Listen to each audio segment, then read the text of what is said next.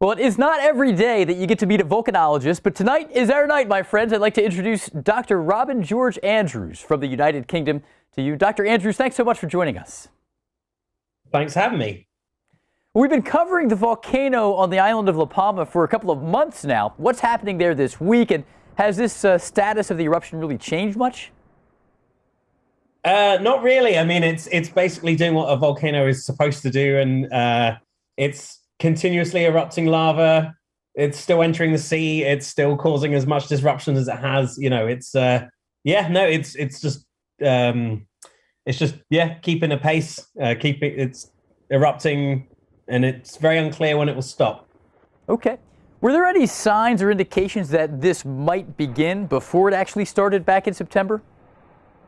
Yeah, for sure. So volcanologists are getting quite good at knowing when a volcano is at least gearing up to erupt. Whether it eventually erupts or not,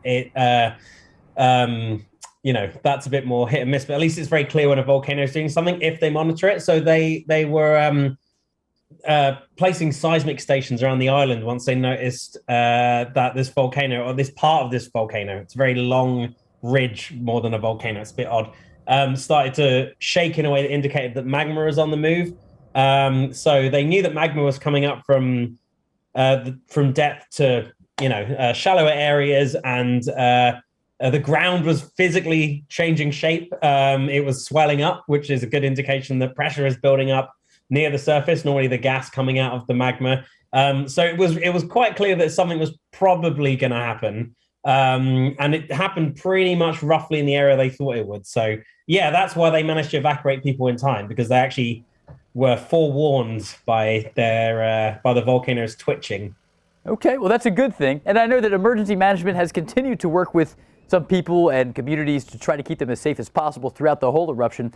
Aside from stepping out of the way, can anything be done to prevent a lava flow from reaching a neighborhood? Could they be redirected in any way?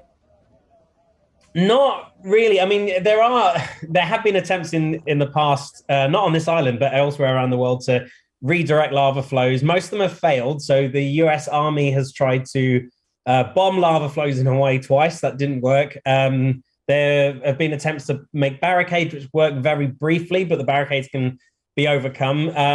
There was an attempt in Iceland to spray water at the lava flow once, which slowed it down, but it was already quite slow moving.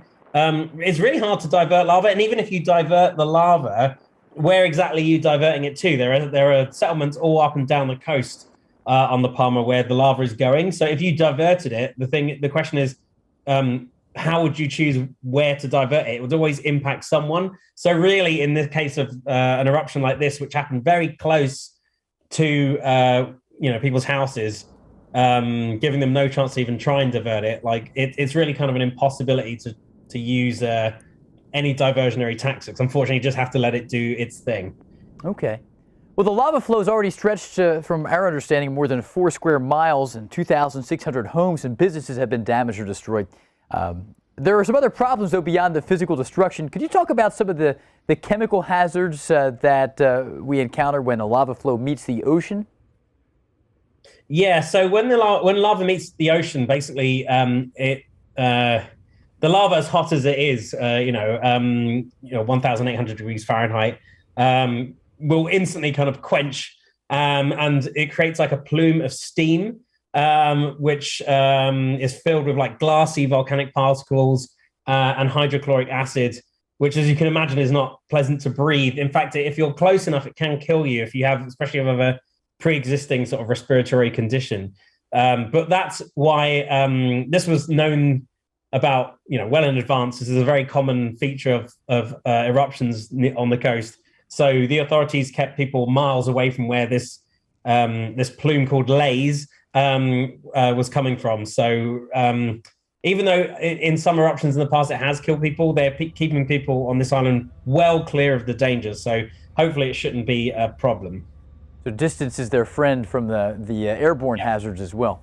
Well, moving forward, is there anything that might indicate how much longer this particular eruption or this series of eruptions will continue? There isn't, actually. This is one of the most difficult things in all of volcanology. The amount of things I've written about it and asked scientists, how long do you think this eruption is going to go on for? The best you can do really is look at past eruptions in the same spot. And if you have a volcano that's erupts quite frequently, you kind of have a better idea of like the range of time an eruption will go on for.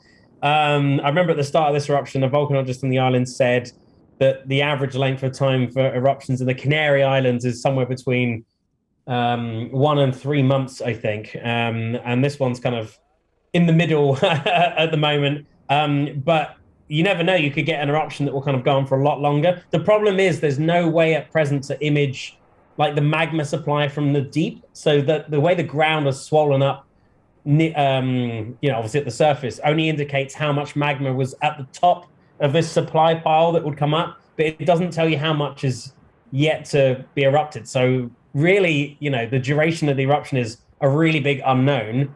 It doesn't look like it's slowing down really at any time soon. So who knows, really? That's the thing. That's the real big unknown. No one, if anyone says they know how long this eruption will go on for, they're either lying or they're deluded. Like, I don't think anyone knows the answer to that.